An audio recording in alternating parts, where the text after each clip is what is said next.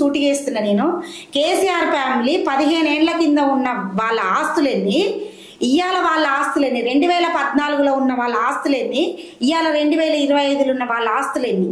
వాళ్ళు ఎక్కడే అండి ఇన్ని వేల కోట్ల ఆస్తులు, ఇన్ని వేల ఎకరాలు వచ్చినాయి? ఎవరు సంపాదించిచ్చారు? వాళ్ళ తాతలు సంపాదించిచ్చారు. తెలంగాణ ప్రజలది కాదా? తెలంగాణ సొమ్ము కాదా? ఎవరికంటే అభివృద్ధి జరిగింది? ఇవాళ టీఆర్ఎస్ ప్రభుత్వంలో ఉన్న వార్డు నెంబర్ కూడా కోట్ల రూపాయలు సంపాదించిండు. ప్రతి ఒక్కటి అవినీతి. ఇప్పుడు మీరు మిషన్ భగీరథ నీళ్ళు అన్నారు, పోదండి విలేజ్లల్లో పైపులు పైంగా పరుచుకుంటా పోయి మా ఇంట్లో కూడా వేసిర్రు. పరుచుకుంటా పోయి నల్లాలు ఇట్లా అతక పెట్టుకొని ఇట్లా పోయి మొత్తం స్కామ్. అక్కడ పెట్టింది ఎంత, తిన్నది ఎంత? Mission Bhagiratha scam. మిషన్ ఇంకేంటిది కాకతీయ స్కామ్. పదండి ఎక్కడికి పోదాం? ఏ ఊళ్ళోకి పోదాం?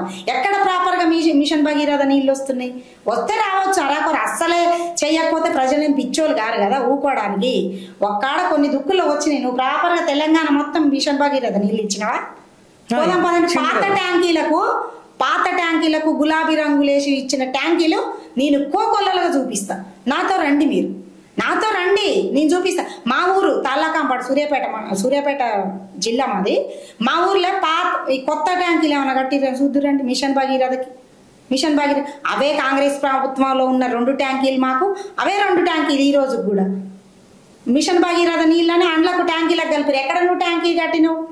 ఎన్ని ట్యాంకీలు కట్టినావు? ఎన్ని వేల కోట్ల స్కామ్ చేసినావు? ఎవడి ఇంట్లో? టీఆర్ఎస్ ప్రభుత్వంలో, కేసీఆర్ ప్రభుత్వంలో జరిగిన అభివృద్ధి కన్నా జరిగిన అవినీతి 3 వంతులు. 1 వంతు అభివృద్ధి జరిగితే 3 వంతులు అవినీతి జరిగింది. ఇక్కడ బాగుపడ్డది ఎవరంటే ఎవ్వరు బాగుపడలే, వాళ్ళ ఫ్యామిలీ మాత్రమే బాగుపడ్డది. వాళ్ళ ఫ్యామిలీ తరతరాలు, ఈ మోపున తరతరాలు కూడా తింటే కూడా తరగని ఆస్తులు వాళ్ళు కూడబెట్టుకున్నారు. ఈ రోజుల కేటీఆర్ కల్వకుంట్ల ఫ్యామిలీ వరకు తెలంగాణలో అభివృద్ధి చెందిందని నేను 100కు 1000% చెప్తాను. కేసీఆర్ వచ్చిన తర్వాత ఇవాళ ఒకప్పుడు కూలి చేసుకొని ఇల్లు కట్టుకున్న వాళ్ళు, కూలి చేసుకొని భూములు కొనుక్కున్న వాళ్ళు ఉన్నారు. ఇవాళ నాలాంటిది కూలి చేసుకొని ఒక ఇల్లు కట్టే స్తోమత ఉందా నాకు? కనీసం 2 రూములు కట్టుకునే స్తోమత లేని పరిస్థితులకు పేదవాళ్ళని నెట్టేసిండు. ఏది? ఈ అభివృద్ధి పేరుతోటి వాళ్ళ భూములు వాల్యూ పెంచుకోవటం కోసం నకిలీ టెండర్లు వేసి, నకిలీ అన్ని ఫాల్స్ అలిగేషన్లు పెట్టి భూములకు రేట్లు పెరిగినాయి అని పెంచేసి ఇవాళ ఒక 10 గుంటలు పేదోడు కొనుక్కునే పరిస్థితి లేదు. ఒక 2 రూములు సొంతం, ఒక 100 గజాలు కొనుక్కొని ఒక 2 రూములు పేదోడు వేసుకునే పరిస్థితి ఇవాళ లేదు.